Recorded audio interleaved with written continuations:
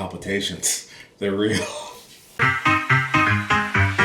and gentlemen.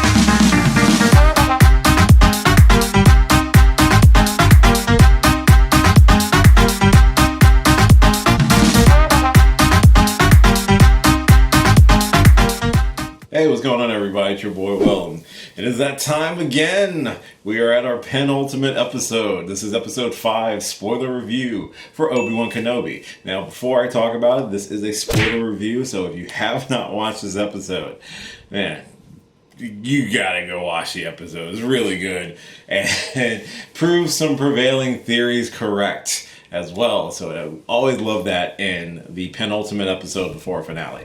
But yeah, make sure you go watch the episode, then come back and hear my thoughts on the episode. And also, hi, if you're checking out this video, again, my name is Will, and I do geeky stuff on the internet. I do reviews, reactions, discussions, some gaming, some drinking, usually all wrapped around geekiness. So if that is your bag, why not subscribe to the channel? I am on the road to 500 subscribers this year. Almost halfway there. I'm at 447 at the time of recording, so care to help a brother out? You know, I'd appreciate it, and I would be forever grateful. But let's talk about episode 5 of Obi-Wan Kenobi. So this episode does pick up immediately after the events of the previous episode, like all episodes do, where Obi-Wan and crew have made it back to the path, and they're trying to get people out of there off of Jabin because they know the Empire is probably right behind them, and they had to delay a lot of stuff to help Obi-Wan out. So Obi-Wan, of course, agrees to help. But at the same token, we got Vader hot on the trail thanks to the tracker that Reva put inside Lola to track him to Jabin. And for her efforts, he did promote her to Grand Inquisitor. That's everything she ever wanted. Not exactly, but we'll get to that part. One thing about this episode that I really did enjoy was that they spent the episode flashing back and forth between pre-Clone Wars Anakin and Obi-Wan sparring at the Jedi Temple to the sort of cat and mouse battle between Obi-Wan and Vader, with Obi-Wan knowing Anakin's tactics and how he's impulsive and how his quest for victory can sometimes blind him from the truth, and how Anakin does not let up. He's very forward thinking. He's very headstrong when it comes to trying to achieve total victory. And we see that with how Vader approaches attacking the refugees to really just try to force Obi-Wan to surrender to him, whereas Obi-Wan does remember a lot of this stuff. And I really like how they jump back and forth between the flashbacks, and we get to see Obi-Wan and Anakin as their Clone Wars era selves, where we get to see Hayden Christensen actually on camera, actually as himself and not just in the suit. It's a really cool sort of lightsaber duel between the two of them. It's very reminiscent of their future battle on Mustafar, and it takes a lot of cues and points between how the both of them think, how the both of them have really not changed all that much. Maybe Obi-Wan a little bit to a degree, and of course Anakin has changed because he is a quadriplegic with robotic arms and legs and a super bad skin rash or burn. So I really do like that part of the episode and how they kind of jump back and forth between the two, and how they were both kind of experiencing it together to a degree. Maybe not together, but they were both definitely remembering parts of it at certain points. It seemed more so that it was a memory that was being tapped in by Vader instead of something that Obi-Wan was experiencing more than not. One little knock, they've gotten good at the whole de-aging stuff. I don't think they use that with this. I think they really just kind of focused on using makeup, which I'm all for using makeup in this certain instance. But, you know, Hayden Christensen, this is a 19-year gap between when he last played Anakin Skywalker. You can tell. It's not great, but it's okay. It's the effect, and I appreciate them doing that scene and doing that throughout the episode. That was really cool. So they have to try to defend the port while the Empire is trying to break their way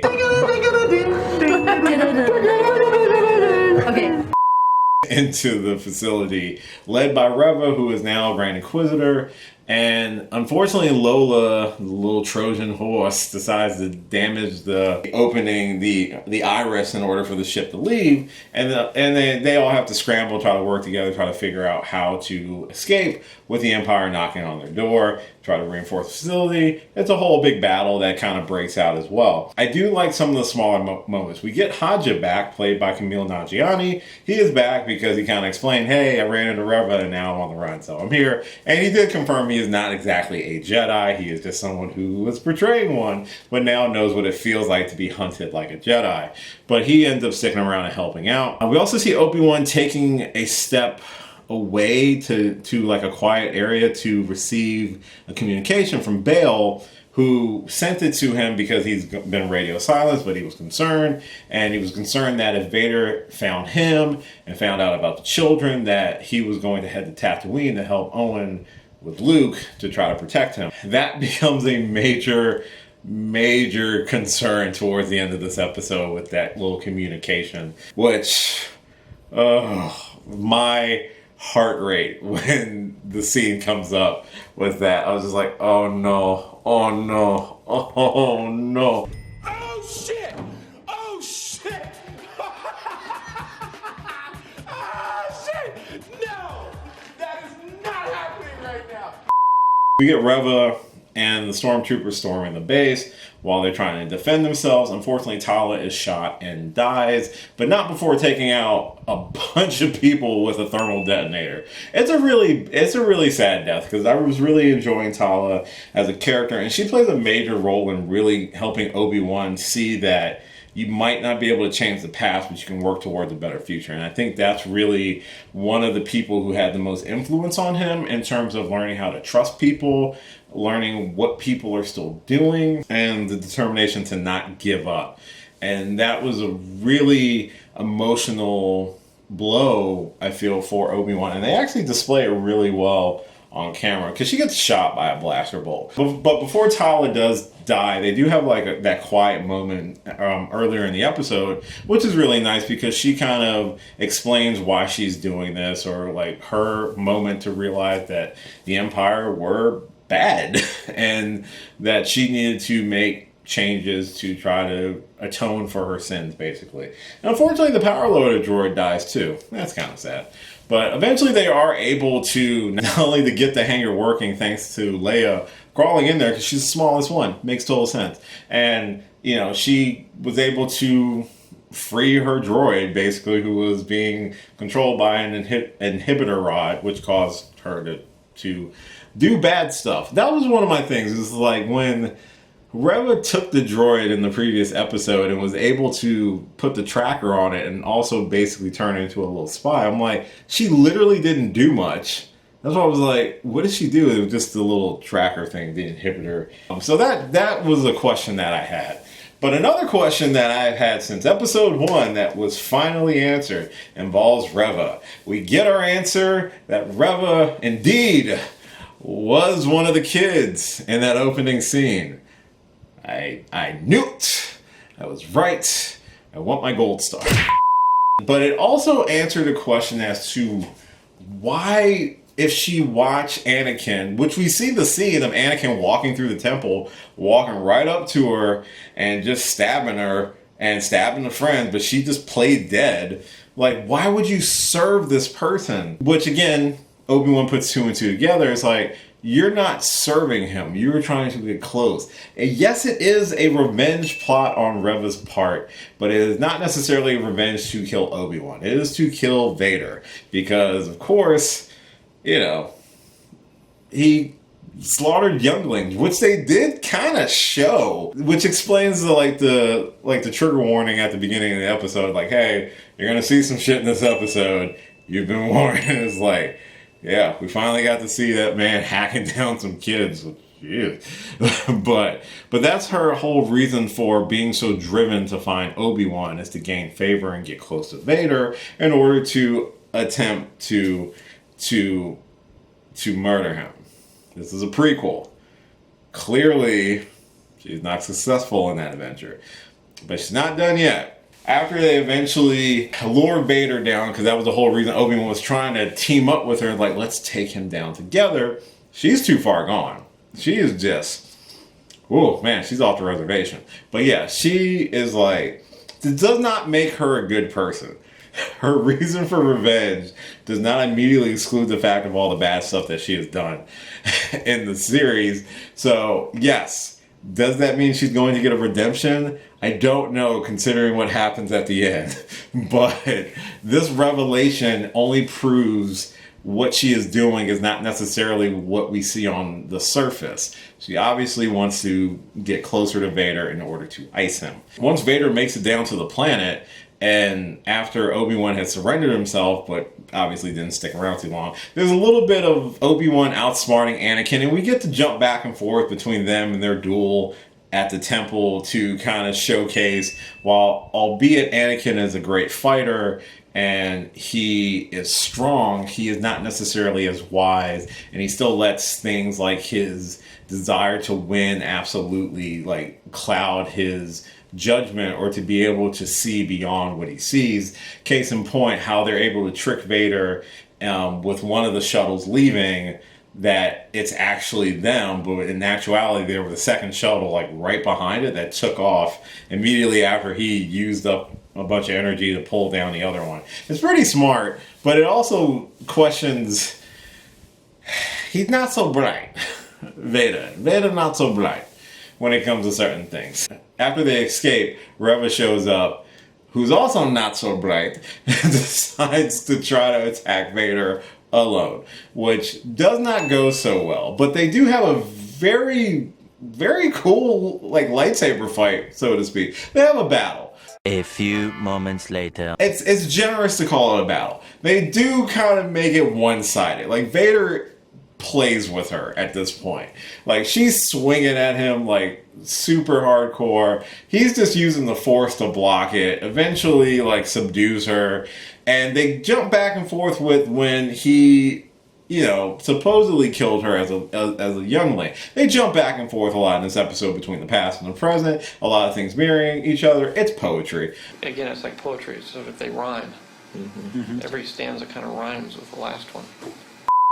He stabs her with the lightsaber, and she is on the ground wincing in pain because obviously she's been stabbed with a lightsaber. It's different from when we see it with the kids, when Anakin's like slicing the other kids down, he's slicing them. But Reva gets stabbed, and the same instance gets stabbed here. And who should walk up behind Vader is the Grand Inquisitor, who we all knew was not dead. If you thought he was dead at the beginning, sorry, he's not dead. And he shows up spouting all that good shit about, like, yeah, I was holding on because of revenge, and I'm like, y'all are saying this the thing that she's gonna do, and then they just leave.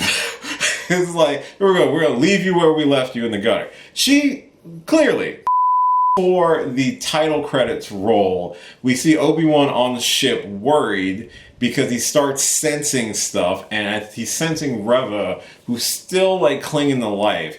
And before they made their escape, and before Obi-Wan gave himself up to try to lure Vader down to the planet, he gave his saber and a bunch of other stuff on his person to Haja. One of the things was the communication from Bail that talked about children and Tatooine and Owen. The important information were put on the thing. Haja drops it when they're racing to the shuttle to try to escape. And when Vader shows up, I literally have a heart attack almost, because I'm like, oh. Flames on the side of my face.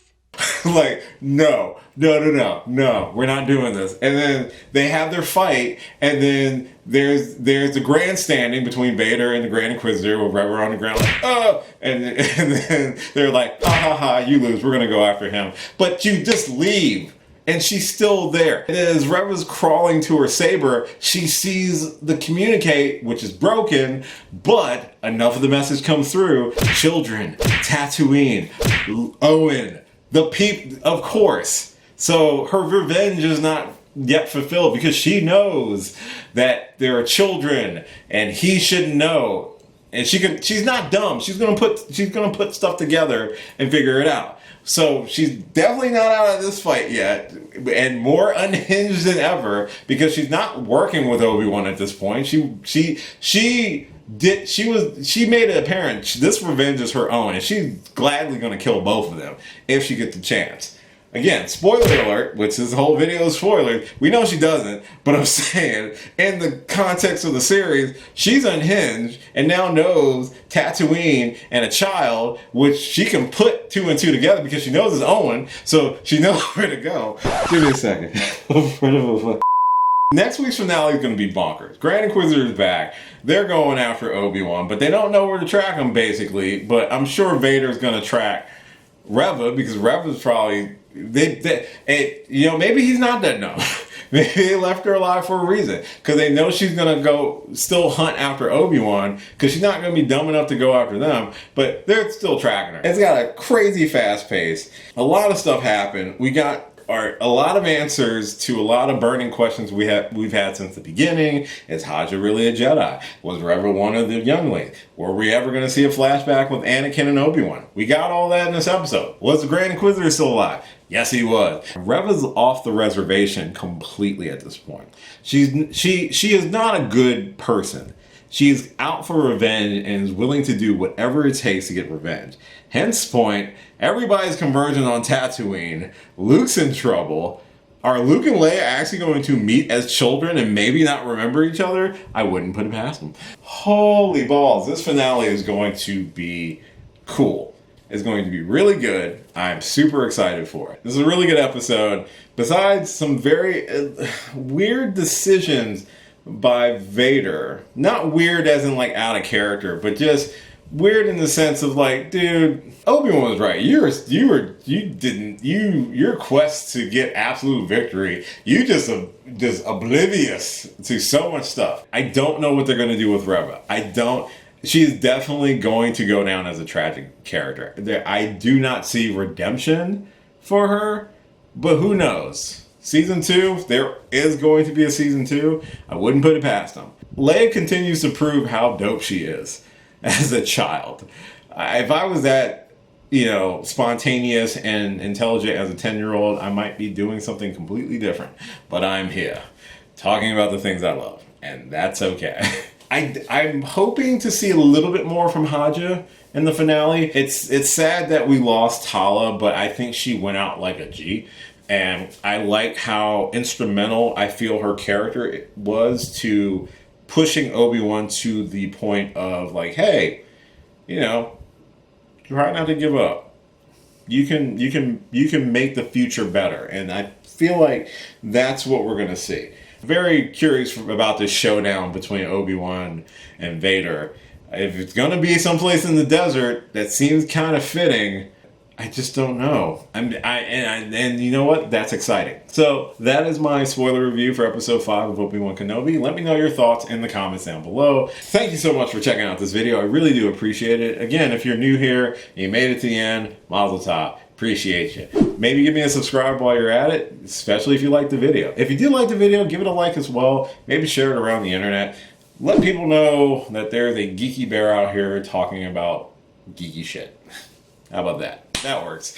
I've got a ton of videos on the channel right now that you're more than welcome to check out. You can follow me on a lot of different social media platforms listed at the end of this video. Feel free, like I said, to like, share, subscribe, all that fun stuff. And as always, until next week's finale, may the Force continue to be with you, and I will catch you later. Hey, thanks for watching this video. If you did like this video, why not give me a thumbs up and share it with your friends? You can subscribe to the channel by clicking on my gorgeous little face right over there. You can follow me on all the various social media platforms right below. And last but certainly not least, if you've got a few extra minutes, why not check out one of the lovely videos floating right over here. Later.